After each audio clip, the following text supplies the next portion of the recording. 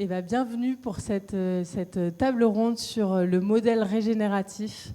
On va avoir 1 heure de table ronde sur le sujet avec 3 intervenantes experts du sujet que je vais laisser se présenter dans un instant.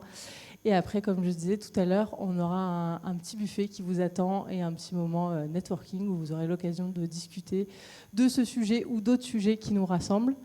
Peut-être avant de vous laisser la parole, je vais peut-être introduire un tout petit peu le sujet. Et avant même de l'introduire, je voulais savoir peut-être juste à main levée, qui connaît, on va faire dans l'ordre, qui connaît Fabrice et ou le C3D à main levée et Genact. Ok.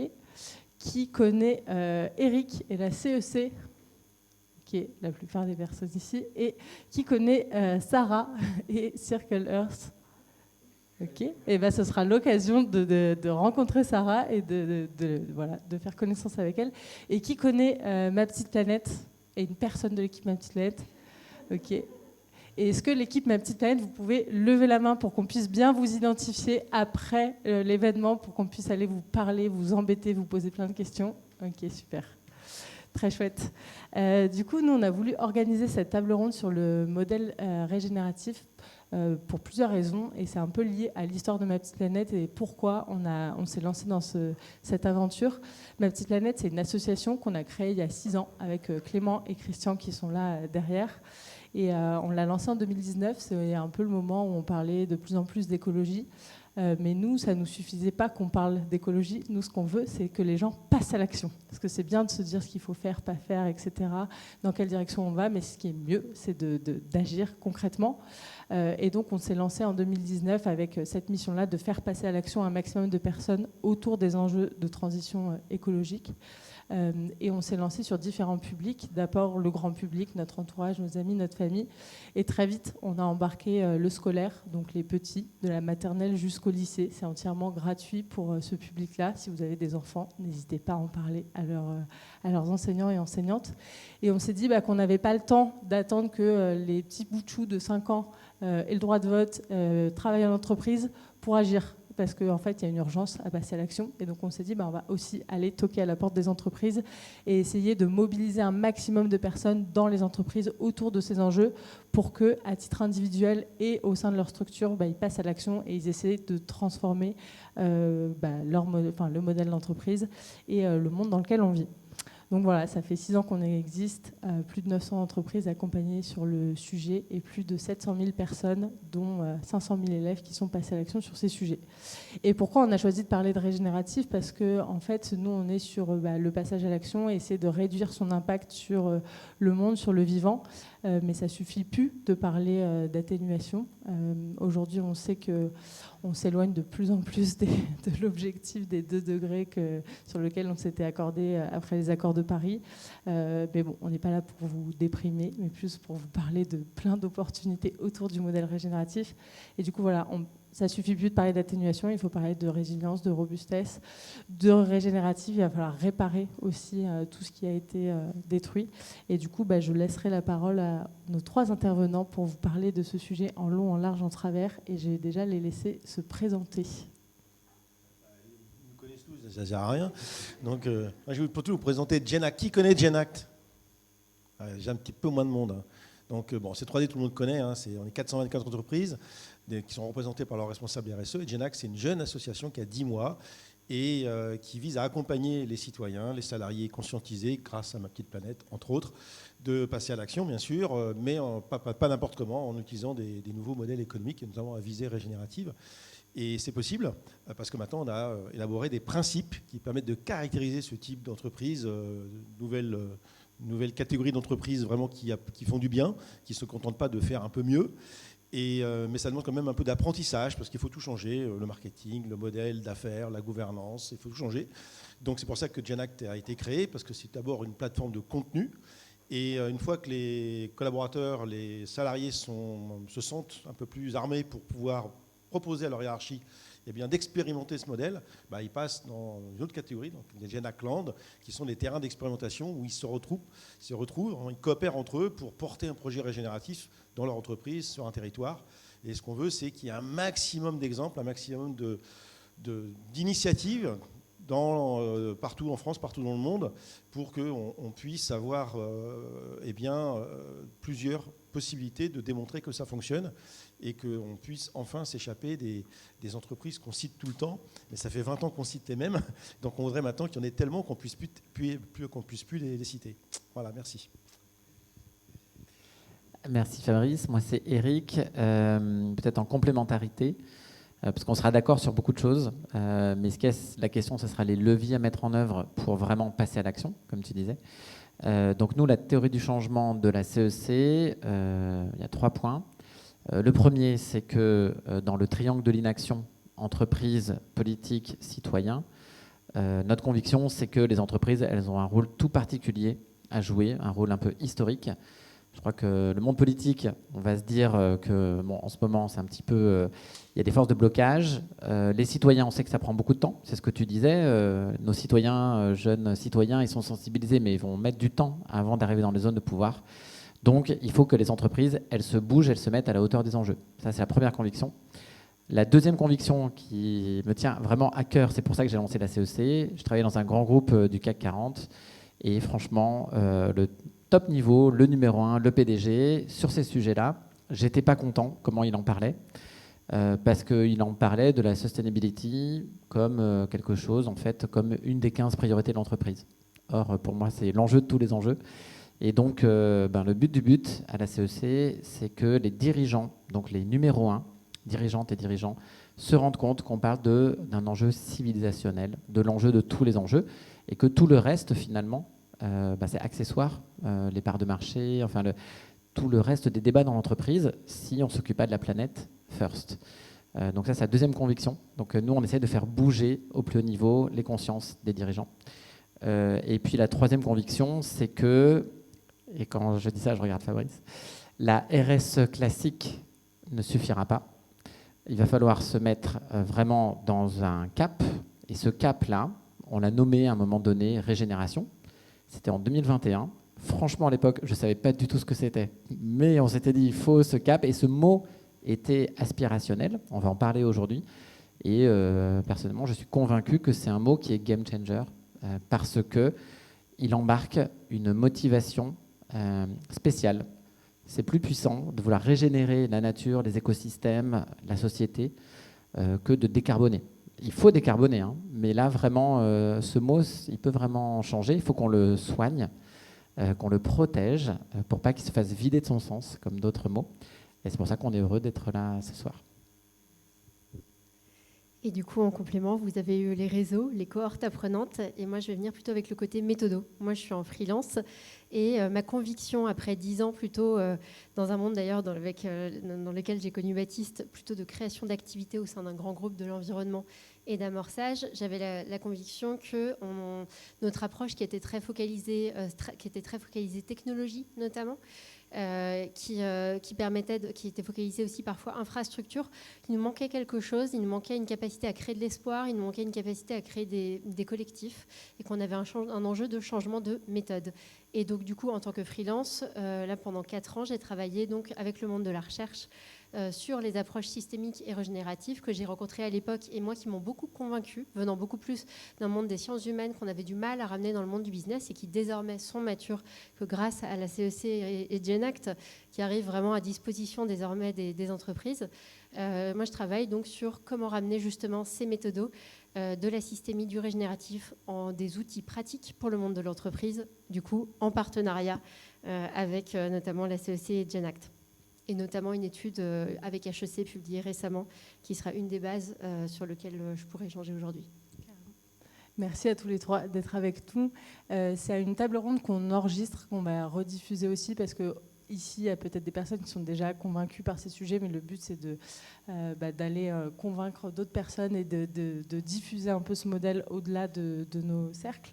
Peut-être pour tout le monde, les personnes ici et les personnes qui écouteront ensuite, est-ce que l'un d'entre vous veut bien poser le cadre sur ce qu'on entend par modèle régénératif? Est-ce que ça s'adresse à toutes les entreprises ou pas? Et peut-être aussi un peu, il y a peut-être des mots qu'on connaît mieux, d'atténuation, de robustesse, de résilience, comment tout ça, ça résonne. Et voilà, poser un peu le cadre pour tout le monde. Bon, du coup, si je vous fais Qu'est-ce que c'est une activité business régénérative? C'est une activité qui permet d'améliorer, alors j'utilise le mot savant, je ne l'utiliserai pas après, ce qu'on appelle les systèmes socio-écologiques. En gros, l'humain et la nature interconnectés. Une activité régénérative, c'est une activité qui permet donc à l'humain et la nature d'être plus vitaux, d'être plus sains, et qui va créer de la valeur à travers ça. Si je me place derrière ça, c'est la même chose que tout ce qu'on va voir dans le monde de la résilience, par exemple. Et puis, je dirais, si je pense par exemple par rapport à l'atténuation, donc on a parlé rendre la nature et l'humain plus sains, comme vous le savez, dans la partie atténuation, il y a toute une dimension qui va vraiment être liée à des solutions basées sur la nature, à une circularité liée à la nature. Donc de la même façon, dans le régénératif, on va vraiment aller vers une réduction des émissions carbone, donc il y a une complète adéquation. Et ce qui est intéressant aussi, c'est que dans le régénératif, on va, de la même façon, on va avoir une complète adéquation avec des logiques d'adaptation, parce que rendre la nature et l'humain plus sains, c'est aussi leur permettre d'absorber mieux les chocs dans une logique d'adaptation. Et si je suis comptable, ça veut dire être régénératif. En gros, ça veut dire avoir un impact net positif, certains diraient net contributif, sur l'humain, la société et la nature. Et si on n'est pas comptable, concrètement, là, pour les personnes qui sont ici, qui travaillent dans des entreprises très différentes, de tailles différentes, de secteurs d'activité, ça se traduit comment, le fait d'être une entreprise régénérative ? Alors moi, j'étais en train de me préparer à répondre à la première partie de ta question, Vas-y, qui était je t'en le prie. lien avec d'autres théoriciens. Je vais en faire 3, juste pour qu'on s'aperçoive qu'on est à peu près tous alignés sur la visée régénérative. Déjà, il y a beaucoup d'humilité à avoir dans la régénération. On vise la régénération, c'est très difficile à atteindre, notamment quand on est une entreprise industrielle qui va consommer énormément de ressources, et on va plutôt sur un minimum incompressible des impacts qu'on peut avoir, en visant en coopération sur un territoire un impact net positif et donc la régénération des territoires. Il y a cette humilité. Mais je voulais parler de Kate Raworth, donc la théorie du donut. Ce que dit Kate Raworth, c'est que sa visualisation du donut est là pour aider à atteindre la régénération. C'est comme ça qu'elle va s'exprimer sur le sujet en disant c'est la même chose, mais le donut est là pour aider intellectuellement à visualiser les impacts sociaux, et puis les limites planétaires se mettent dans l'espace juste et sûr du donut. C'est juste une aide pour atteindre la visée régénérative. Alors nous, à la CEC, on a plein d'intervenants prestigieux qui viennent dans nos parcours, dont Fabrice assez souvent, tu vas demain d'ailleurs, et Sarah aussi assez souvent, mais on a aussi par exemple Olivier Amand sur le concept de robustesse. Voilà. Qui connaît Olivier Amand, qui a quand même fait 600 conférences dans les 2 dernières années, donc il a quand même essaimé la bonne parole. Et donc lui, c'est pareil, quand il vient, la robustesse, c'est du point de vue de l'entreprise, qu'est-ce qu'elle gagne finalement quand elle vise la régénération. Et la régénération, c'est ce qui est apporté au bien commun, c'est ce qui est apporté à la société, aux écosystèmes. Mais l'entreprise qui est régénérative va gagner en robustesse, notamment sur les cycles, et en diminuant sa dépendance aux ressources. Et puis on a souvent, nous aussi, on fait intervenir en début de parcours CEC quand on veut secouer les consciences, Arthur Keller, donc notre systémicien. Qui connaît Arthur Keller? Je pense qu'on est entre initiés, un petit peu moins peut-être. Mais lui, il est vraiment sur les concepts de résilience, donc de résilience sur les chocs. Et lui, souvent, on le fait intervenir aussi pour montrer qu'à l'ordre 1, une entreprise est vulnérable, surtout en ce moment, très très vulnérable, et donc elle doit anticiper les chocs. Et à l'ordre 2, c'est le complément. Elle doit, elle aussi, s'inscrire dans un cap régénératif. Donc il y a une grande complémentarité entre ces concepts. Et sa deuxième partie de question, concrètement, on y reviendra un petit peu plus tard. Alors, une autre façon de présenter, parce que je pense que c'est très complémentaire, pour qu'une entreprise fonctionne, elle s'appuie sur 3 capitaux aujourd'hui. Ça sera vrai encore dans 200 000 ans. Hein. Donc le capital humain, parce qu'il n'y a pas de gens pour transformer les matières premières en produits à proposer aux clients, mais il ne se passe pas grand-chose. Donc on parle de création de richesse économique. On prend des matières premières qu'on ne paye pas, parce que c'est la nature les offre gratuitement. Puis les collaborateurs avec des machines, des convertisseurs qui sont alimentés par de l'énergie, tout type d'énergie, fabriquent ces fameux produits. Et donc le capital humain, il est très important parce que voilà, c'est les compétences. Le capital financier, il est aussi très important parce que il faut investir. Avant de gagner de l'argent, il faut investir dans les machines, il faut investir dans nos compétences, il faut investir dans tout un tas d'actifs matériels dont on a besoin pour créer la valeur économique. Mais on oublie le principal, c'est le capital nature, qui n'apparaît pas dans les bilans aujourd'hui. Et en fait, les entreprises pillent la nature pour créer de l'argent. Et c'est ça qui est complètement dingue. Et c'est ça le bug en fait de notre système économique aujourd'hui, c'est qu'il n'est pas interdit de piller pour gagner de l'argent, et il n'y a pas d'obligation de réparer au coût de maintien ce qui a été pillé. Alors bien, vous allez me dire, il y a quand même du droit environnemental, certes, il y a des seuils à ne pas dépasser, des missions de ceci, hein, mais en tout cas, ce droit, il est très en deçà de ce qu'il faudrait faire pour ne pas avoir d'impact sur la nature, d'impact négatif, ce qu'on appelle des externalités négatives. Et comme l'a très bien dit Eric, il n'y a pas d'activité économique où il y aura zéro impact. Ça n'existe pas et ça n'existera jamais.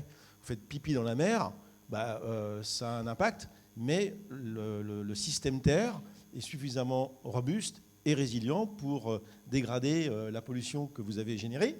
Et c'est même tellement bien fait que ça va être rapidement même un nutriment pour d'autres espèces. En tout cas, ça ne va pas déséquilibrer les services écosystémiques dont on dépend. Le problème, c'est quand on a trop d'externalités négatives, quand on émet trop de matières polluantes, eh bien, la planète ne peut pas digérer ces pollutions, et c'est ce qui se passe actuellement, pollution dans l'eau, dans l'air, dans le sol. Et cette concentration de polluants, ça crée des maladies chroniques, ça crée les pollutions en particules, ça crée le changement climatique. Donc nous, ce qu'on dit, certes, il y aura toujours de la pollution, mais l'entreprise régénérative doit avoir conscience de ce qu'elle doit au capital nature. Et ce qu'elle doit, c'est-à-dire tout. Donc il faut internaliser dans le processus de fabrication les étages technologiques qui vont permettre de restaurer, de régénérer le premier capital qui est le capital nature, parce que sans capital nature, il n'y a pas de business, il ne peut pas y avoir de prospérité. Donc, une fois qu'on a conscience de ça, c'est un peu, je peux prendre une métaphore avec la santé. Souvent, je vois des jeunes qui boivent, qui se couchent tard, qui fument, ils ne se rendent pas compte qu'ils ont un capital, c'est le capital santé, et quand ils sont jeunes, ils se disent « c'est infini, ça ne marchera jamais ». Voilà, moi j'arrive à 62 ans, mon capital santé...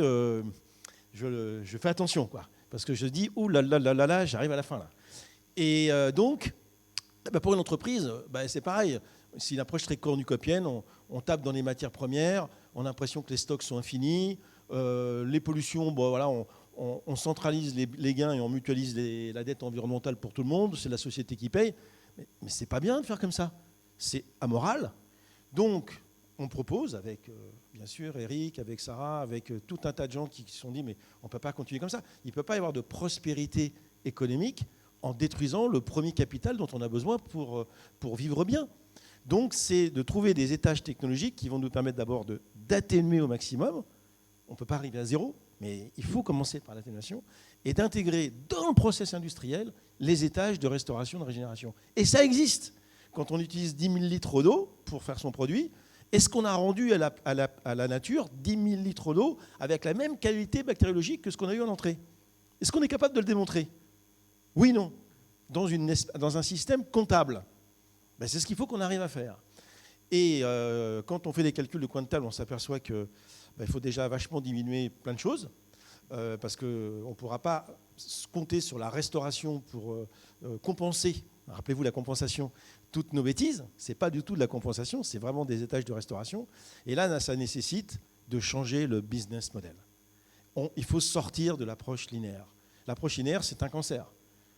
J'extrais, je produis, j'utilise, je jette. Et ça crée dans la nature énormément de déchets, donc 100 milliards de tonnes de matières premières utilisées par an pour 100 000 milliards de PIB, 7% seulement de ces matières premières reviennent dans le circuit industriel. Tout le reste, c'est dispersé, c'est jeté, c'est enfoui, c'est brûlé. C'est pas possible de continuer comme ça. On est en train de vider la planète Terre de toutes ses substances vitales, c'est-à-dire les ressources minérales, du tableau de Mendeleïev, et bien sûr les ressources non renouvelables qu'on surexploite, surpêche, on coupe les forêts qui ne se restaurent pas, etc. Donc on est en train de manger notre capital nature dont la santé économique et la santé tout court dépend. Donc, avec des modèles économiques à visée régénérative, eh bien, on veut arrêter l'extraction. Et donc, j'arrête là parce que c'est le coup du spectacle. Vous pourrez poser plein de questions à Fabrice après. Concrètement, est-ce que vous pouvez nous donner quelques exemples pour que ce soit parlant d'entreprises qui sont en train de transformer, parce que tu disais très justement qu'on vise ça et qu'on ne peut pas forcément l'atteindre, en tout cas pas à l'instant T, mais pour que ça puisse parler, est-ce que ça touche toutes les tailles d'entreprises, tous les secteurs? Voilà. Je pense qu'on aura tous plusieurs types d'entreprises. Moi, par exemple, je vais vous prendre un exemple d'une petite entreprise dans le nord de la France, Bastien Tissage Technique, qui à la base faisait donc des tissus sur base plutôt de plastique. Ce sont des tissus pour l'agroalimentaire, donc ils sont sur des bases à la base pétrolées. Et donc, qui aurait pu avoir deux choix. Premier choix, ça aurait été de se dire je vais monter une filière circulaire. Donc en se disant voilà, comment est-ce que je recycle mon tissu, comment je mets en place du coup toute une filière pour pouvoir récupérer le tissu au bon endroit, pour pouvoir le recycler ensuite ou le réutiliser. Et qui a plutôt adopté une démarche qui serait qu'on pourrait appeler justement régénérative, c'est-à-dire de se dire plutôt ok, donc comment est-ce que je change les matériaux de mon tissu pour revenir sur une base plutôt de type soit chanvre, enfin qui regarde les bases chanvre, lin, et du coup comment est-ce que je m'engage auprès de mon territoire pour commencer pour me structurer avec les filières qui sont en cours de montage. Certaines existent déjà, des filières en lin par exemple en France. Chanvre, on est en cours de développement pour pouvoir avoir un intrant qui soit une filière qui soit donc biosourcée et aussi qui soit une filière finalement qui est locale et qui n'est donc pas exposée à des ruptures de chaîne de valeur au regard des crises géopolitiques qu'on connaît. Ce qui pose d'ailleurs une vraie question, parce qu'on est face à un acteur qui venait à la base avec un intrant qui va être plutôt un intrant pétrolier, qui arrive de façon stable, qui est plutôt soumis à un marché international, et là qui vient un intrant qui est exposé au territoire, à la météo locale. Donc il y a un vrai changement de pratique. Et je donnerai un deuxième exemple, qui est une boîte plus grosse, qui est Lush, boîte de cosmétiques, qui de la même façon, dans une logique du coup de retravailler sur sa chaîne de valeur, a vraiment travaillé sur le fait d'avoir des sourceurs dans les différents pays du monde dans lesquels ils importent leurs matières. Je pense par exemple à du patchouli, je pense par exemple à des sujets comme le bois pour une partie des réceptacles qu'ils utilisent, et où du coup ils vont avoir un vrai travail de venir en soutien de communautés locales pour les aider à produire de telle façon qu'ils ne déforestent pas. Donc avec une logique d'autonomisation de la communauté. Et derrière ça, une vraie logique marketing aussi, d'aller vendre des produits en le reliant directement avec l'endroit où il a été produit, avec du coup la communauté, les écosystèmes qui ont été protégés à ce regard. Donc on voit vraiment là deux exemples, un exemple plutôt international, un exemple très local, TPE, très grosse ETI, de boîtes qui mettent en place typiquement des approches régénératives. Moi, je vais prendre un exemple de ce que ce n'est pas. Et pour compléter un peu ce que disait Fabrice, il y a quand même une première question à se poser, qui est le produit, le service que, en tant qu'entreprise, je propose aux citoyens, aux consommateurs. Est-ce qu'il a le droit d'exister, ce produit ? C'est un exemple, on était interviewé récemment avec Sarah par une journaliste, et j'ai donné cet exemple, et elle l'a sorti, j'ai eu un petit peu peur, mais c'est l'exemple de Coca-Cola. Pourquoi je prends cet exemple ? C'est, imaginons que Coca-Cola arrive sur ses ressources en énergie à faire quelque chose sur les énergies renouvelables, à décarboner finalement son mix énergétique. Okay.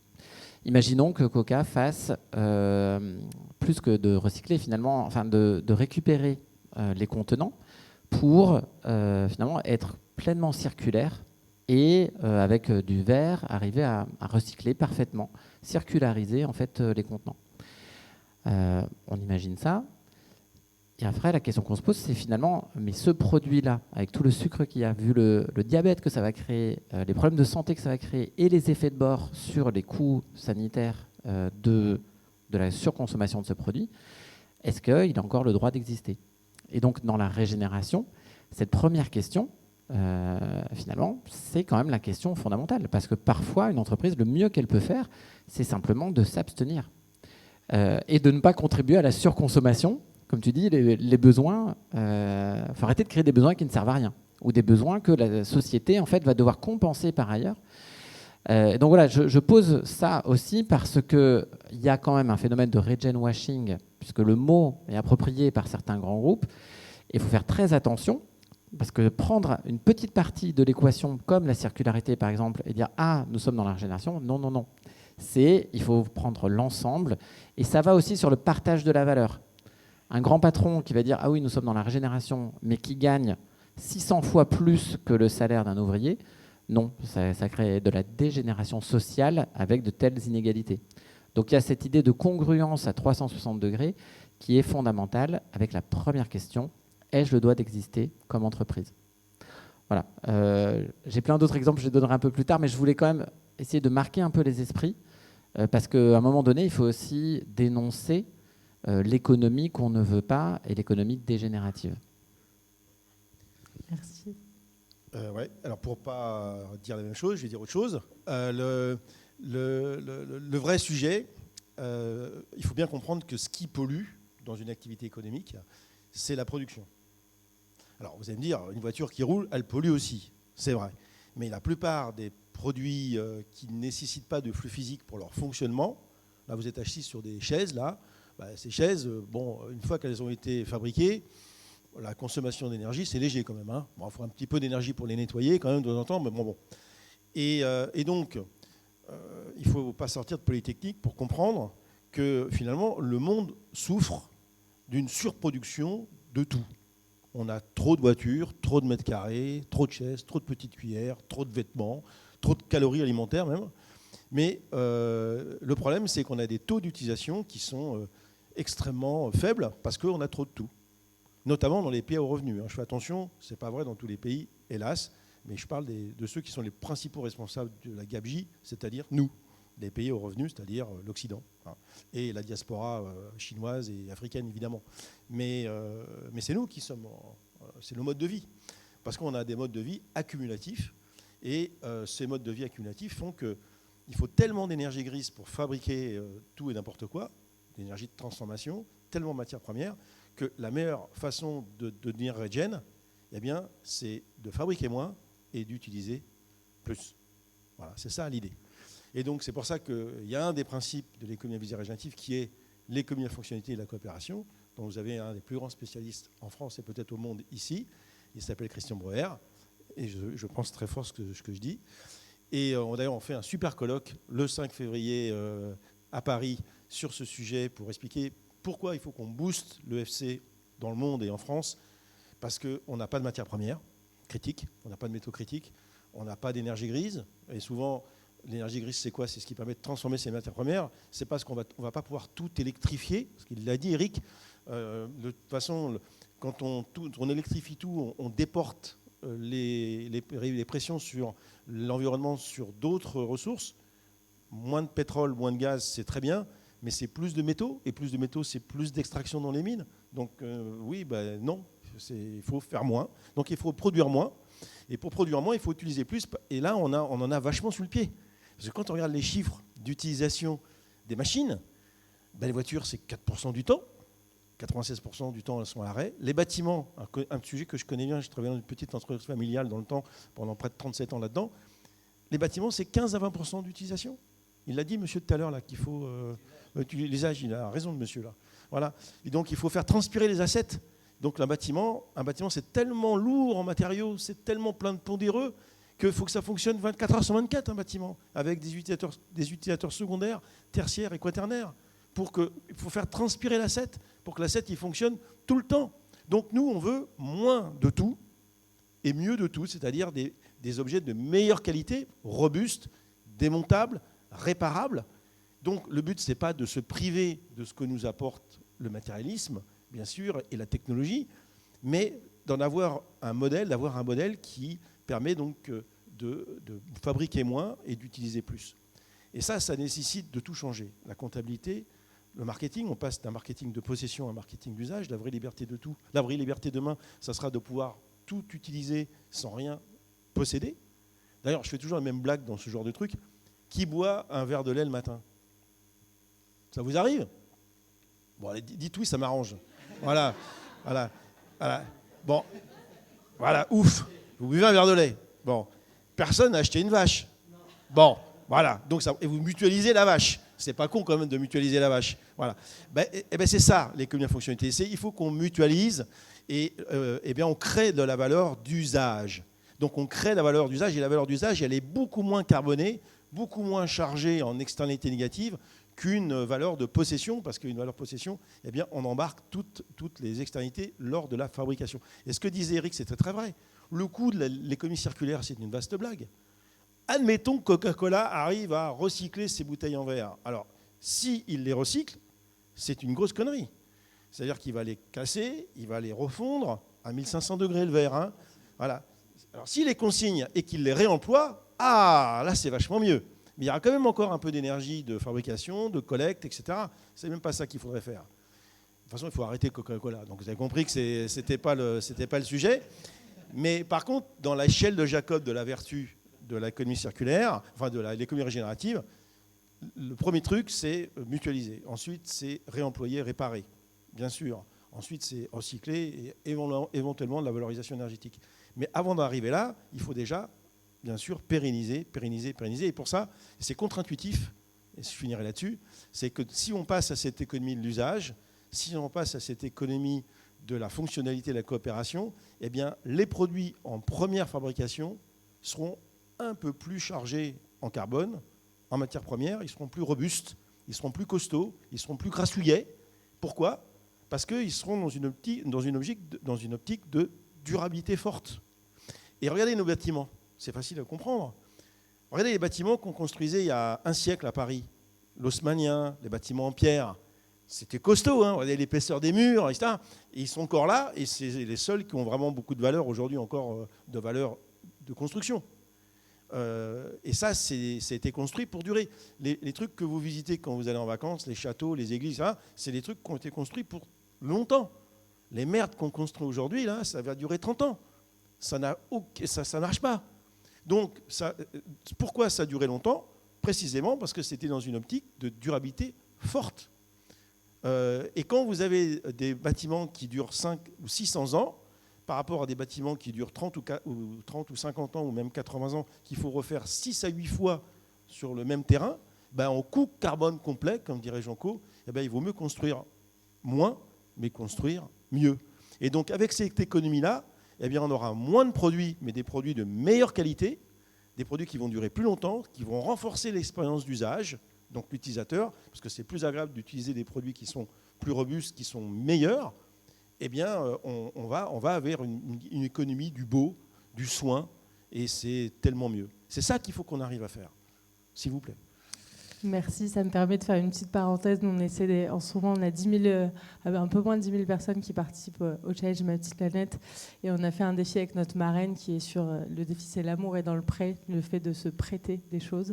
Et notre marraine, c'est Lucie Bache, qui est une des cofondatrices de Popins. Et donc, le défi consiste à ce que les gens se prêtent des choses plutôt que les achètent. Voilà. Et donc, il y a du monde qui est en train de passer à l'action sur ces sujets. Et il faut leur donner envie. Et donc, via le Challenge, on essaie de leur montrer que c'est possible. Je vais quand même montrer mon blouson. Vas-y. Regardez les merdes de vêtements que vous achetez là, chez Shein et compagnie. Là. Quel âge il a, d'après vous, ce blouson là ? Dites un chiffre. Combien ? C'est pas les enchères, cette table ronde. Non, pas comme moi. C'est ma maman qui me l'a acheté. J'avais 17 ans, j'en ai 61. Il est pas mal quand même. C'était pas de la daube à l'époque quand même.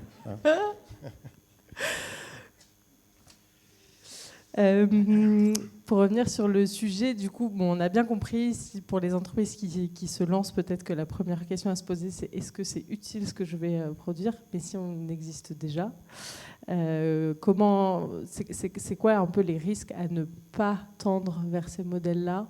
Et les risques, mais aussi pourquoi c'est des sujets qui sont incontournables. On a un peu parlé tout à l'heure, Fabrice, tu disais, en fait, on ne peut pas détruire ce qui nous permet de vivre, de produire, etc.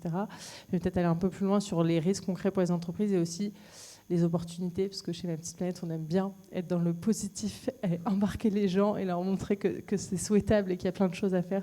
Donc voilà, vous entendre un peu sur ces deux points. Alors, je vais te déplacer un tout petit peu nos échanges. Je t'en prie. Non, je vais déplacer à l'intérieur de nous-mêmes, puisqu'on parle de risques et d'opportunités. Et c'est vrai c'est un parti pris qu'on a dans la CEC, puisqu'on veut faire shifter des dirigeants d'entreprise qui ensuite font shifter leur boîte.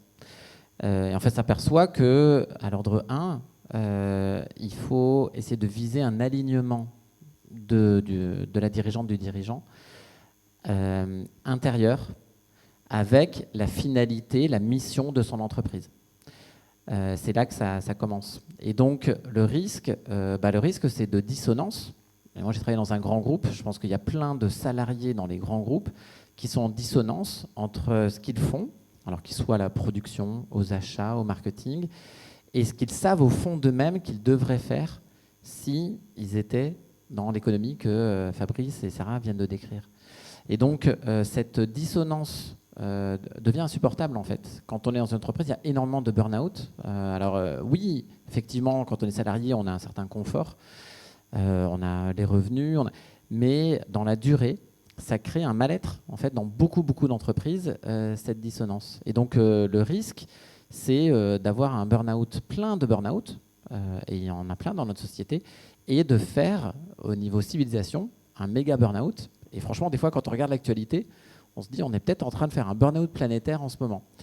Donc ça, c'est le risque, simplement, de plus avoir envie de se projeter dans ce monde-là de surconsommation. Et moi, j'ai vécu 2 fois aux États-Unis, 5 ans au total.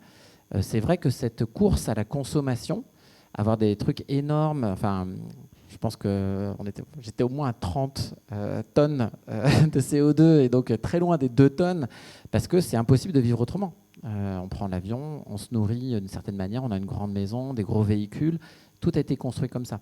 C'est pour ça que les Américains ont autant de mal à remettre en question leur mode de vie, parce que leur mode de vie est ultra carboné aujourd'hui. Et il y a plein de gagnants dans ce système. Mais ce système, on le voit bien là maintenant, nous mène vraiment à un burn-out, ou en tout cas à une perte de sens énorme. Et donc ce qu'on a à gagner, ce que tu dis dans la petite planète, je pense que ce que vous faites en fait avec vos challenges, c'est simplement de se réaligner, d'être super aligné sur ce qu'on fait au quotidien, de se dire tiens, mon entreprise, je suis fier d'y travailler. Et c'est vrai que nous, s'il y a vraiment un indicateur à retenir, parce qu'il y a 1600 entreprises qui ont participé à la CEC, c'est le taux d'engagement des employés dans ces entreprises-là. Il est extrêmement fort, à peu près 15 points plus fort que les entreprises qui ne l'ont pas fait, parce que cet alignement du sens, ça crée du bien-être. Complètement. Vas-y Sarah, je t'en prie. Moi, je pourrais commencer le risque. Donc, comme vous savez tous, dans 25 ans, il fera 50 degrés dans cette salle vers juillet. Donc, à main levée, qui a déjà pris des places pour un bunker en Nouvelle-Zélande ? Pas de main levée. Donc, ça veut dire qu'on sera tous sur ce territoire. Et du coup, à partir de là, je veux dire, il va bien falloir qu'on fasse en sorte que la nature autour de nous et la société autour de nous tiennent la route. Juste parce qu'en fait, on n'en a pas vraiment le choix et que c'est peut-être notre meilleure chance. Et donc, du coup, en termes de risque, de toute façon, c'est très clair. Enfin, le retour, la régénération, c'est se réancrer dans le territoire. On se disait avant, positif pour la nature, positif pour l'humain. Et c'est le retour au territoire, à quelque chose d'extrêmement concret. C'est aussi une chance. Parce qu'en revenant à des choses concrètes, en sortant peut-être d'abstractions dans lesquelles on peut être parfois, quand on passe sur des logiques plus mondiales, eh bien aussi on redevient, comme tu disais, on revient vers quelque chose qui donne une forme de pouvoir d'agir. Parce que finalement, c'est quelque chose qui est beaucoup plus visible au quotidien. Et donc, le risque, il est très clair, c'est le risque d'adaptation.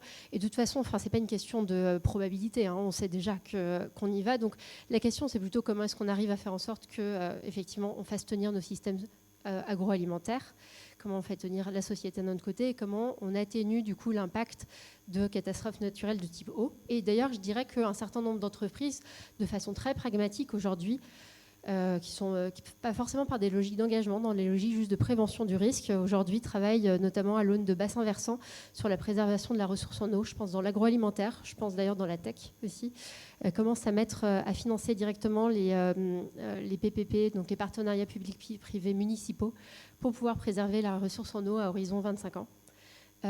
Et donc, du coup, effectivement, l'opportunité derrière ça, c'est vraiment de pouvoir réengager sur quelque chose de concret, de territorial, avec du pouvoir d'agir.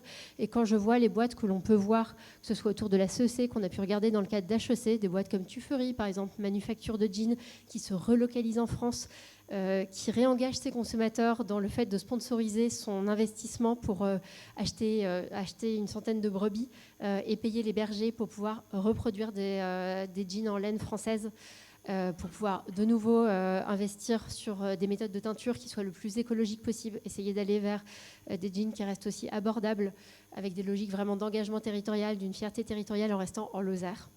Voilà, on est vraiment face à des logiques de réengagement du territoire et d'une certaine façon, à l'aune de l'actualité mondiale, qu'elle soit géopolitique, enfin, je veux dire, on est quand même face à des logiques aussi qui font aussi sens dans des logiques de souveraineté alimentaire, de souveraineté face aux crises de façon plus générale et de soutien de la démocratie.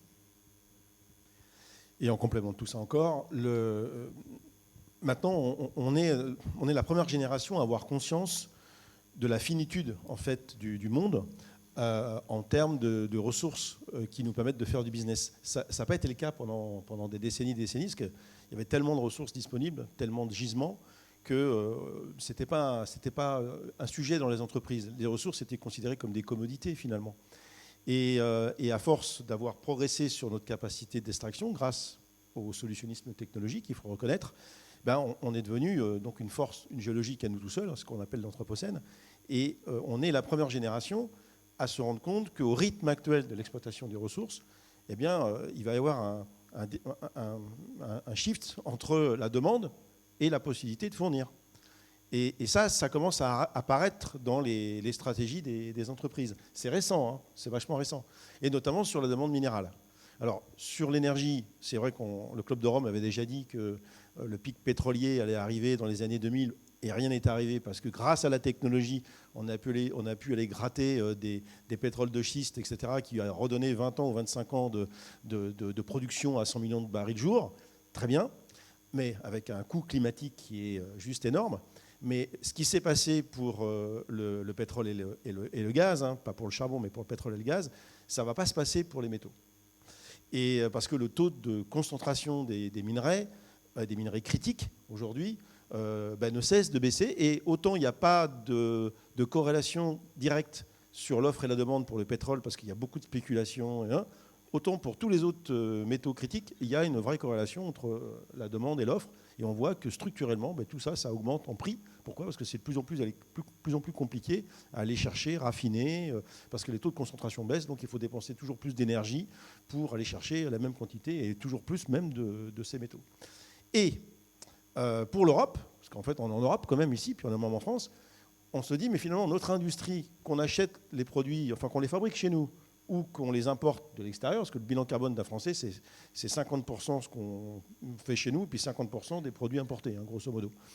Eh bien les métaux critiques utiles à l'industrie, pour l'Europe, eh bien notre capacité à les produire c'est à peine 10%. Il y a un article dans les Échos qui est paru il y a quelques heures, là, qui dit exactement ce qu'on savait déjà, mais qui le redit encore une fois. La capacité de production des métaux en Europe, des métaux critiques, c'est à peu près 25 sur les centres de Vendeleyev, là, 10%. Je ne sais pas si vous voyez. Et quand on regarde le recyclage, sur ces 26 critiques, là, il y en a que 10 qu'on recycle à peu près à hauteur de 5%. Les autres, c'est 0%. Parce qu'ils ont été mélangés. Alors, si vous voulez en savoir plus, vous demandez à Christian sur ces sujets. Et donc, on se dit, l'opportunité, tu voulais qu'on dise une opportunité, les premiers qui vont passer à l'économie, l'usage, pour économiser les matériaux, ils risquent de survivre un peu plus longtemps. Hein. C'est comme ceux qui font attention à leur santé. Ce n'est pas une garantie tout risque, mais quand même, hein, y a des statistiques là-dessus. Et surtout, c'est ce qui est peut-être pour moi le plus important, c'est qu'on va induire dans la société un nouveau concept qui est une révolution. On n'a rien inventé de mieux depuis 2025 ans, hein, et Jésus-Christ. Hein, rien inventé de mieux. C'est la notion de banque de matériaux pour les objets. C'est-à-dire qu'aujourd'hui, on considère tous les objets qui nous entourent comme des objets ponctuels qui finiront par être des déchets. Parce qu'on est au mot du tritus. Hein. J'extrais, je fabrique, je détruis. Je détruis, j'élimine, et ça finit dans des décharges, déchets inertes, etc. Et là, demain, ce qu'on veut mettre dans la tête des gens, c'est ce qu'on va dire le 5 février, c'est qu'à partir du moment où on considère qu'il y a beaucoup de matières premières qui sont inaltérables parce qu'il n'y a pas d'usure, il n'y a pas d'attrition, il n'y a pas... Pourquoi considérer ça comme des déchets? Ça n'a aucun sens. Aucun sens. Et donc, ce qu'on veut essayer de mettre dans la tête de nos dirigeants politiques et d'entreprises, c'est que, ben oui, il y a deux choses, il y a deux façons de considérer un objet. Il y a les objets dont il y a certains composants qui vont s'user, donc il va falloir considérer des amortissements comme on a toujours fait, et puis d'autres qui ne vont pas s'user et qu'on va pouvoir récupérer ces matières premières ou ces équipements pour pouvoir les réutiliser dans d'autres générations de produits pour demain.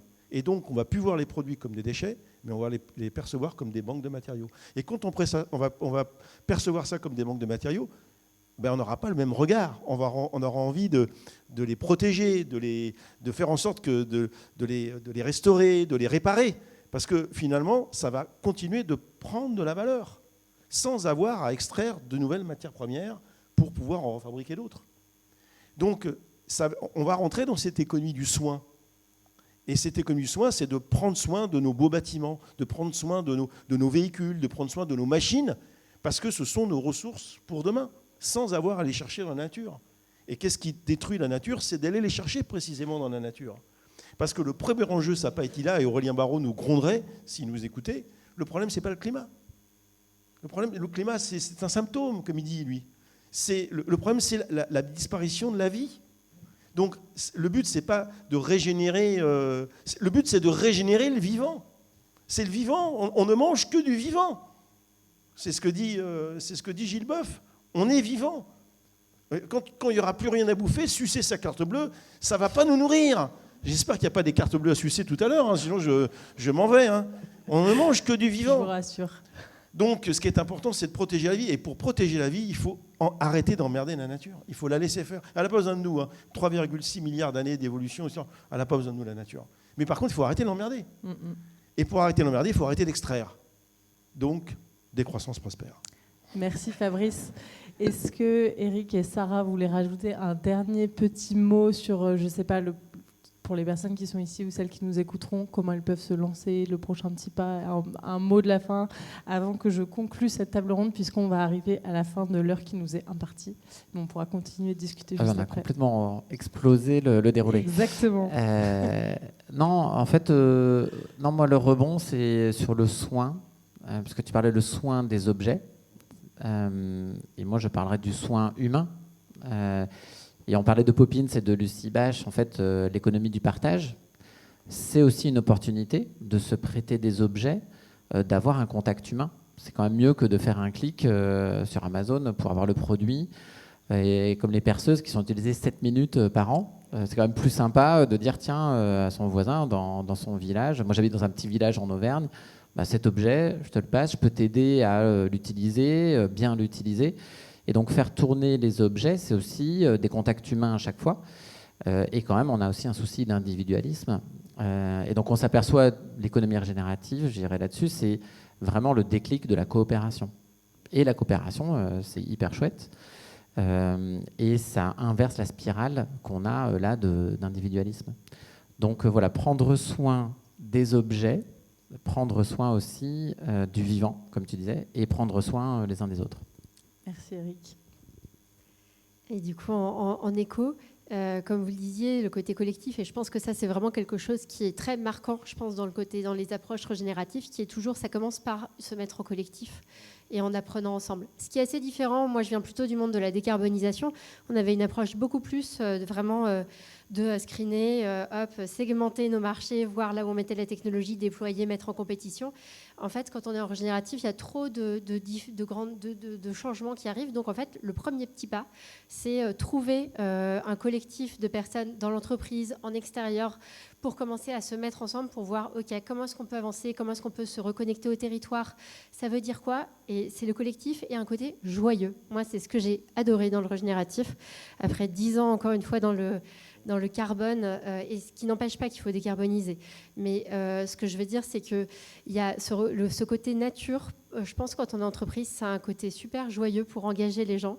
D'ailleurs, il y a des applications dans le monde du design, dans le monde aussi du luxe, qui sont très sympas sur comment est-ce qu'on peut commencer à faire des matériaux avec la nature, comment est-ce qu'on peut revégétaliser un site. C'est aussi des motifs d'engagement. Donc en fait, il y a plein de... Enfin, ce qui est sympa, je trouve, c'est que c'est beaucoup plus facile d'engager des gens et tout le monde a son propre rapport à la nature donc, sur ce sujet. Donc c'est vraiment ce côté, la joie du lien à la nature et peu importe la manière, que ce soit même sur son site industriel, sur la nature comme concept, la nature dans le design et le côté se mettre en collectif. Et pour moi, le prochain petit pas, c'est potentiellement trouver le collectif avec qui commencer à apprendre. Retrouvez-vous, fixez-vous un point dans votre agenda toutes les semaines en partageant des lectures, en commençant à aller rencontrer des personnes autour. Mais je trouve que tout fonctionne par collectif. C'est ce que réussit très bien à faire, je trouve d'ailleurs, la CEC, qui est cette mise en collective, et Genact, qui ensuite est dans la mise en réseau beaucoup plus large. Merci beaucoup à tous les trois. On est dans un lieu assez magique qui a été créé par Matters, qui vous invite à rêver, à imaginer, etc. Je vous invite du coup, après cette table ronde, à repenser à vous, votre rapport. On en a parlé, il faut repenser son rapport à soi-même, à la nature, au vivant. Voilà, vous essayez de vous projeter, vous, quel est votre rapport à ça, et surtout, quel est le rapport des personnes aussi qui vous entourent, avec lesquelles vous interagissez par rapport à ces sujets, parce qu'aujourd'hui, on est entre personnes convaincues, a priori, par ces sujets. Ça s'est vu au début, vous connaissez à peu près tous les intervenants, intervenantes, mais le but, c'est d'embarquer votre entourage, vos collègues, vos amis, votre famille autour de ces sujets, de les embarquer sur ces imaginaires qui sont les vôtres, les nôtres, et qui sont les seuls souhaitables. On en a beaucoup parlé. Du coup, je vais rejoindre complètement Sarah et vous inviter aussi à réfléchir à quelles sont les personnes que vous pouvez embarquer avec vous demain, après-demain, cette semaine, le mois qui vient. Et encore une fois, il y a plein de façons de le faire. Ça peut être les personnes qui sont à la tête de vos entreprises via la CEC, ça peut être vos collègues via Genact. Et nous, chez Ma Petite Planète, on a à cœur, encore une fois, de faire bouger les lignes et de mobiliser massivement autour de ces enjeux. Et donc, vous pouvez très bien participer à un challenge et embarquer votre oncle, votre tante, à qui vous n'arrivez pas trop à parler de ces sujets, sur une version grand public. Vous pouvez embarquer vos enfants sur une version scolaire. Ça arrive en mars pour les petits. Et puis, si vous avez envie de découvrir ça et d'embarquer vos collègues là-dessus, sachez qu'on accompagne aussi tout type d'entreprise, de toute taille, de tout secteur d'activité autour de ces enjeux, en proposant des défis très concrets pour que chaque personne puisse découvrir ces sujets, parce que l'important, c'est que ce soit aussi palpable. Et typiquement, on va les faire réflexier sur, tiens, qu'est-ce que c'est la CEC ? Il y a un défi là-dessus. Qu'est-ce que c'est l'éco-conception ? Qu'est-ce que c'est l'analyse du cycle de vie ? Et en fait, on a besoin que chacun, chacune connaisse ces enjeux, connaisse les concepts pour pouvoir en fait envisager des choses nouvelles. Si on n'a pas touché, palpé du doigt tout ce que ça nous offre comme possibilité, c'est pas possible de le mettre en œuvre. Donc voilà, je vous encourage à tester ces différents formats et à vous renseigner sur comment vous pouvez embarquer du monde sur ces nouveaux imaginaires.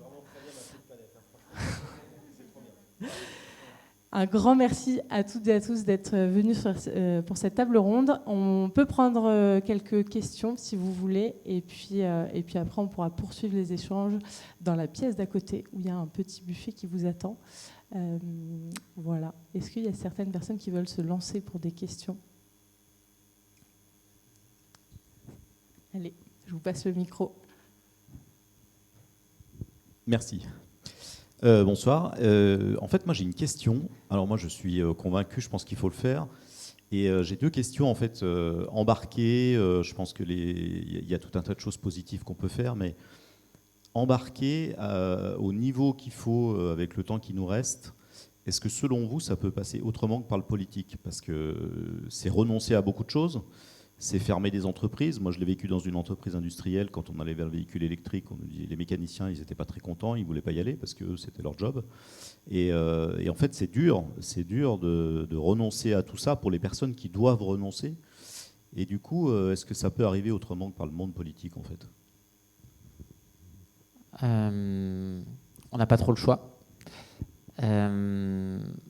moi, j'ai l'occasion, alors Fabrice sans doute un peu plus, mais quand même, j'ai l'occasion de fréquenter les cabinets ministériels, certains ministres. Et en fait, on surestime beaucoup leur pouvoir d'agir. En plus, en ce moment, il y a une valse des ministres et des cabinets avec eux. Donc, les personnes clés dans les ministères bougent très vite en ce moment. Et en fait, c'est quand même les entreprises, le monde économique qui changent le réel. En vendant un produit, en arrêtant de vendre un produit, en faisant le circulaire, en faisant de l'éco-conception. Et aussi, on surestime beaucoup ce que les politiques comprennent du monde économique. Franchement, ils sont d'ailleurs souvent complexés par rapport aux grands patrons. C'est aussi pour ça qu'ils se font rouler dans la farine par le MEDEF. Alors quand je dis ça, par certains porte-parole du MEDEF qui vont avoir des positions, ah là là, attention, crier au loup sur on va détruire les emplois, la compétitivité, la complexité. Je sais que Fabrice, j'appuie sur un bouton quand je dis ça. Et donc, franchement, moi, dans ma théorie du changement, j'attends rien du politique. On doit se prendre en main. Les citoyens dans les villes, il se passe plein de trucs dans les villes d'ailleurs, et dans le milieu associatif. En fait, il se passe plein de choses. Cette nouvelle économie, elle existe déjà. Plein de gens font de la régénération sur les territoires sans s'en rendre compte. On met Nombrel un titre là-dessus, mais dans mon village en Auvergne, il y a plein de trucs qui se passent au niveau culturel, au niveau social, au niveau solidarité, où en fait, elle est déjà là, la régénération. Et donc, le politique, en tout cas, au niveau national, ce qu'on voit dans le cirque politico-médiatique, franchement, c'est pas là que ça se passe. C'est pas là que ça va se passer. Et donc, voilà, on se prend en main. Et là où on actionne le plus le réel, c'est dans les entreprises, c'est sur les territoires. Et finalement, c'est mieux comme ça, parce que invoquer un sauveur, un grand leader ou de politique, en fait, c'est se défausser de notre responsabilité collective. Ouais, ce serait tellement plus simple qu'on ait de la régulation forte, bien expliquée, parce que si ce n'est pas bien expliqué, ça sera rejeté forcément, parce qu'on va changer les modes de vie. On aura besoin de régulation tôt ou tard, ça c'est sûr. Mais en ce moment, franchement, vu la crédibilité des politiques, je suis assez d'accord avec ce que vient de dire Eric. Alors, pour accélérer quand même malgré tout, parce que, comme tu l'as dit, dans le temps qui nous reste pour agir, parce qu'on n'a pas vraiment le temps, moi je pense effectivement que la vulnérabilité, les entreprises commencent à avoir un peu plus conscience de leur vulnérabilité, notamment les entreprises qui ont des actionnaires plutôt familiaux et qui ont plus que le trimestre devant eux. Peu d'entreprises, hélas. Mais c'est même pas ça qui fera beaucoup changer. Je crois beaucoup, moi, on a fait un spectacle au C3D l'an dernier qui s'appelait Play for Life. Qui a vu Play for Life? Ouais, quelques-uns quand même. Et tout le monde s'est accordé à dire que le sujet il est culturel. C'est un sujet, il faut changer de regard, changer nos façons de vivre, nos modes de vie. Nous, surtout, les pays à haut revenu, c'est-à-dire ne plus idéaliser en fait une certaine réussite sociale qu'on a pu connaître, la taille de la voiture, voilà. Ça, il faut vraiment qu'on change cet imaginaire-là. Et pour y arriver, il y a peut-être un truc à faire. C'est pour ça qu'on va continuer sur ce registre culturel qui est, moi, ce que j'ai fait aussi dans ma petite entreprise familiale, j'étais aussi dans une grosse entreprise du CAC 40 pendant des décennies, et pendant très très longtemps, je me suis trompé sur la façon d'essayer de faire bouger les choses à l'intérieur, parce que j'essayais de convaincre les patrons des BU, les collaborateurs, qu'il fallait changer nos pratiques de construction. Grosse erreur. Et j'ai compris un truc assez tard dans ma carrière, et qui a fonctionné vachement mieux, qu'il fallait aller voir qui, d'après vous? Les clients. Parce que dès lors que le client devient prescripteur, oh putain, ça va vachement plus vite. Voilà. Et là, les clients, c'est qui? Les clients, c'est nous. Et je vais vous donner une histoire complètement vraie qui nous est arrivée sur la partie réemploi. Moi, ça me faisait mal de voir tous ces bâtiments qu'on démolissait, parce que l'entreprise dans laquelle j'étais, on démolissait beaucoup de bâtiments, et on cassait tout. Les fenêtres, les portes, les produits blancs, c'est-à-dire les chiottes, les lavabos, les systèmes d'éclairage, tout était cassé. Et puis on se demande, putain, c'est comme. Les gens se disaient, mais c'est con quand même de casser ça, parce que il y avait beaucoup d'équipements qui étaient largement réutilisables, quoi. Mais les gens de Bouygues nous disaient, oui, mais de toute façon, on n'a pas de demande. Les clients, ils ne veulent pas qu'on remette du réemploi, du revêtement de sol qu'on aurait. Ils ne veulent pas, ils veulent du neuf. La seconde main, ça avait une mauvaise image. Alors on s'est dit, ce serait peut-être bien d'aller voir les bailleurs sociaux, les promoteurs, les foncières, qui sont les prescripteurs. Et on leur dit, on va vous donner les mêmes garanties que le neuf pour les armoires électriques. Les planchers chaînes, là, on va récupérer dans un bâtiment ancien, on va le poncer, on va le rené. Vous verrez même pas la différence par rapport au neuf. Par voir, les armoires électriques qui ont été 30 ans d'un truc, on va les nettoyer à la vapeur. Vous verrez même pas la différence, on vous donne les mêmes garanties. Pareil que le neuf. Mais ce sera du réemploi, donc beaucoup moins chargé en carbone, forcément, moins d'énergie grise. Et on l'a fait. C'est une jeune femme chez nous qui a fait ça, Jona Ferrière, une sainte. Elle l'a fait. Et au début, les dirigeants, ils étaient très sceptiques. Mais elle a ramené des clients qui, on veut bien du réemploi comme ça, si c'est fait comme ça. Des produits blancs complètement nettoyés, des lavabos complètement, mais vraiment super propres. Et puis là, les clients ont commencé à devenir prescripteurs. Vous m'en mettrez pour 2% du volume, puis pour 3%. Puis après, on s'est dit, voilà, mais la demande commence à arriver. Donc, il va peut-être falloir quand même qu'on déconstruise pour faire du stock et qu'on déconstruise autrement, qu'on démantèle autrement, qu'on fasse du curage propre. Voilà, et c'est ce qu'on a commencé à faire. Puis après, on s'est dit, mais où on va mettre tout ce matos? Parce qu'il y avait bien sûr toujours, il n'y avait pas de temporalité entre le moment où on avait la demande puis le moment où on avait le stock. Donc, on s'est dit, il faut quand même qu'on prenne des entrepôts pour stocker tout ça.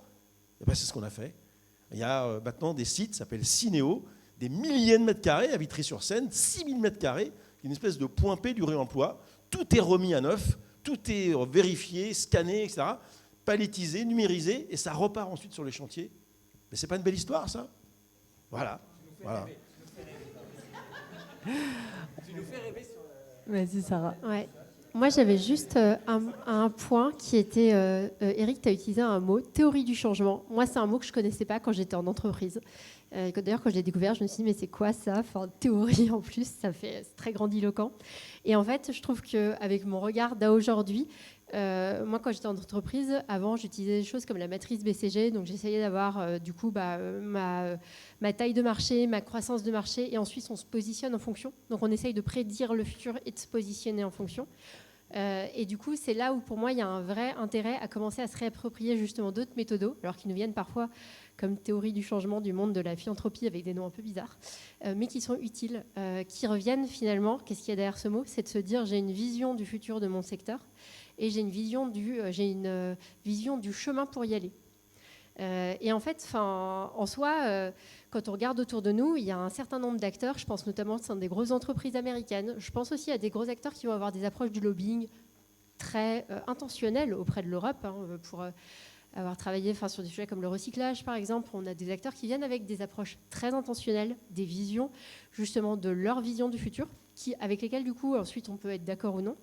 Et donc ça, c'est là où je pense qu'il y a un vrai intérêt, je reviens avec mon angle méthodo, mais pour l'entreprise, de commencer à s'approprier des méthodes qui nous permettent de pousser intentionnellement un futur, et changeons de nom, n'appelons plus ça théorie du changement, mais utilisons un côté un peu plus business-friendly, si on le veut, justement pour commencer à devenir beaucoup plus intentionnel sur le futur que l'on fait émerger. Et le deuxième point, et c'est même logique méthodo, dans ce que vous pointiez tout à l'heure, il y a cette logique de, je pense qu'aujourd'hui, on accompagne beaucoup ce qui émerge, on n'accompagne pas forcément bien ce qui doit être fermé. Et notamment dans un certain nombre de pays, je vois des travaux beaucoup plus approfondis avec aussi des logiques derrière ça émotionnelles, de comment est-ce qu'on accompagne les activités qui vont devoir transitionner, comment on accompagne humainement les personnes qui sont liées, parce que c'est un peu trop facile de mettre que le focus sur les parties qui émergent et pas sur ceux justement qui doivent évoluer, ça polarise. Voilà en 2 mots. Merci. Fabrice doit nous quitter, mais un grand merci.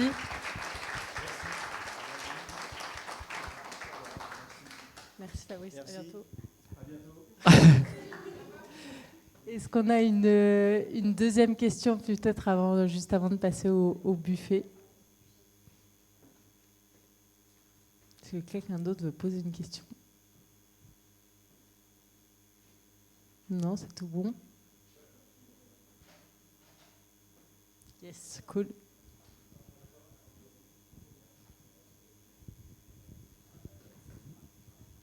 Bonsoir et merci pour les interventions. J'avais une question. Je fais partie d'une entreprise dont le PDG et la directrice RSE ont fait la CEC notamment. On brandit le mot régénératif à tout va et moi, pour mon compte, en tout cas, je ne trouve pas que le mot est très accessible. En tout cas, on s'en fait une idée et on ne pense pas vraiment comprendre ce qu'il y a derrière. Et ma question était comment embarquer du coup des personnes dans l'entreprise, notamment des populations ouvrières, parce que souvent c'est un terme et c'est une connaissance qui reste au niveau des strates pensantes et des cadres, on va dire. Donc comment embarquer ces populations qui sont un peu moins sensibles et comment embarquer tout le monde dans des entreprises qui peuvent faire 2000 personnes et plus. Ouais, c'est une super question. En fait, la régénération et puis même les initiés, là, on est un peu sur le regen aussi. Hein, c'est vrai que c'est un peu jargonneux et c'est un terme aussi. Il y a beaucoup de choses derrière. On a fait, notamment avec Fabrice et dans un collectif, une spec avec l'AFNOR pour décrire ce qu'était l'économie régénérative. Et ça fait 60 pages. Et franchement, ce n'est pas accessible à toutes les populations qu'il y a dans une entreprise. Et donc, oui, c'est une vraie question. Et je dirais aussi ce que tu as présenté sur ce qu'on appelle la systémie, d'analyser même la théorie du donut et tous les autres enjeux qu'on n'a pas mentionnés ici, mais sur la gouvernance de l'entreprise, le pouvoir, le partage du pouvoir de décision, le partage de la valeur. En fait, il y a tout ça dans l'économie régénérative. Donc, c'est complexe, c'est interconnecté. Là, on pourrait en parler, on aurait pu faire 3 heures, on a évoqué juste le petit bout de la lorgnette. Donc, j'ai pas forcément... Peut-être que ma petite planète pourrait faire un challenge de comment simplifier en quelques mots pour toutes les populations. Mais j'en profite quand même. Et puis après, je te laisserai rebondir et peut-être sur comment apporter une réponse. Mais c'est vrai que donc nous, dans le collectif de l'économie régénérative, on a fait venir, et on se rapproche de plus en plus d'associations de l'économie sociale et solidaire ou de banlieue climat, par exemple, sur des populations qui sont plus les premiers concernés par les enjeux dont on parle, qui ont des problèmes aussi de pouvoir d'achat par rapport à tout ce qui se passe. Et donc, oui, embarquer à cet endroit-là. Et c'est intéressant de voir les jeunes de banlieue climat qui parlent quelle est la régénération sociale de leur point de vue. Et c'est hyper chouette parce qu'ils mettent dans le mot régénération, ils sont hyper innovants. Donc, oui, on a sans doute un enjeu qu'il y ait une appropriation par toutes les parties prenantes. On n'a pas encore craqué ça. On s'est mis d'accord au niveau expertise, mais je crois qu'on a une frontière à aller chercher. Vas-y Sarah, je compléterai après. Après, je dirais que quand on utilise le mot régénération, mais en fait, moi, quand on s'adresse, dans d'autres populations, on appelle ça l'écologie populaire, et c'est assez proche. C'est juste, après, c'est une question de terminologie.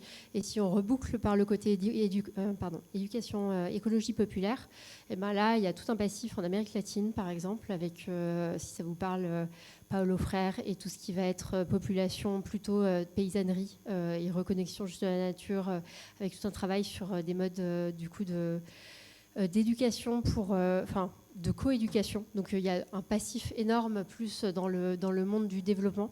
D'ailleurs, je pointe juste le fait qu'il y a tout dans le monde de la régénération, il y a tout un énorme travail sur le postcolonialisme et du coup comment aussi apprendre des pays du Sud. Bon, je mets ça à part pour arrêter le jargon, mais notamment à l'aune de cette éducation de l'écologie populaire, je vois par exemple, moi je travaille avec une boîte d'ESS qui s'appelle Alage, qui est basée sur l'île Saint-Denis, qui fait de la réinsertion sociale par de la formation à l'horticulture et de la gestion d'espaces verts. On est complètement dans le régénératif. D'ailleurs, ils avaient été utilisés il y a 10 ans comme case study par un philosophe des systèmes vivants. Alors du coup, on a tous lu effectivement l'article, on n'a pas compris le philosophe des systèmes vivants, donc c'est là le côté jargon. Mais par contre, quand on regarde très concrètement ce que fait Alage, on est face à des parcours d'insertion pour des personnes issues de l'immigration qui sont souvent avec des bases paysannes, qui du coup, à travers ces parcours de formation à l'horticulture, de formation à la gestion d'espaces verts, contribuent au territoire dans lequel elles habitent, à le dépolluer, à continuer à l'améliorer. Du coup, ça permet du coup de nommer les qualifications qu'elles avaient déjà. Auparavant, on est face à des gens qui à la base travaillaient le sol dans leur pays auparavant et donc du coup qui avaient des compétences mais qui ne sont pas reconnues par Pôle emploi.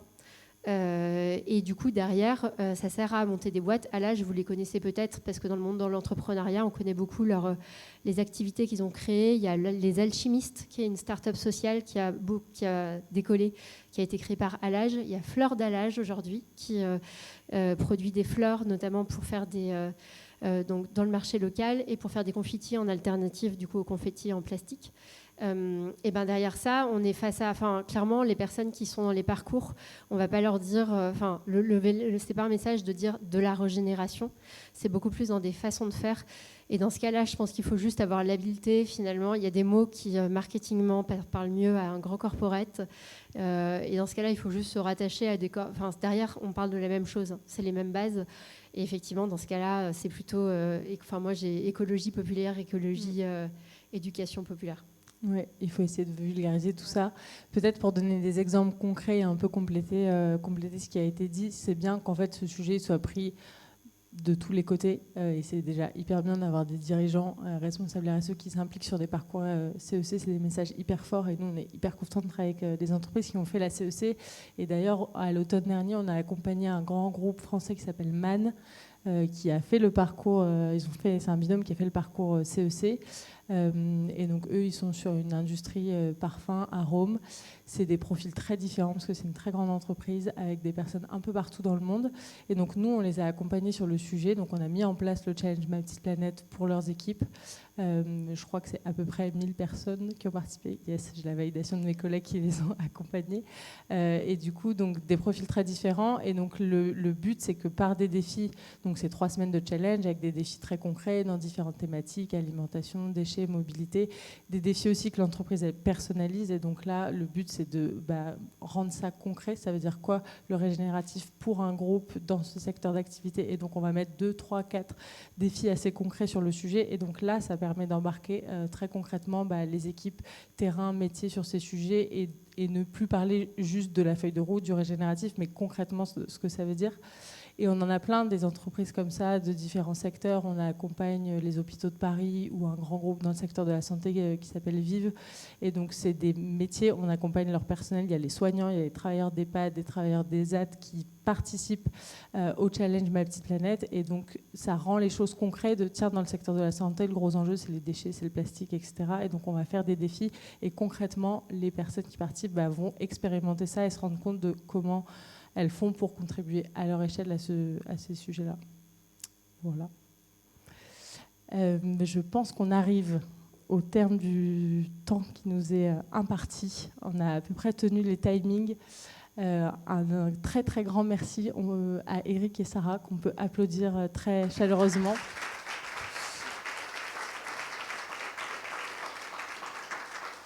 Un grand merci encore, Baptiste et Matters, pour l'accueil dans ces super locaux. Et encore une fois, si vous pouvez leur faire un petit retour, vous pouvez les applaudir, ouais.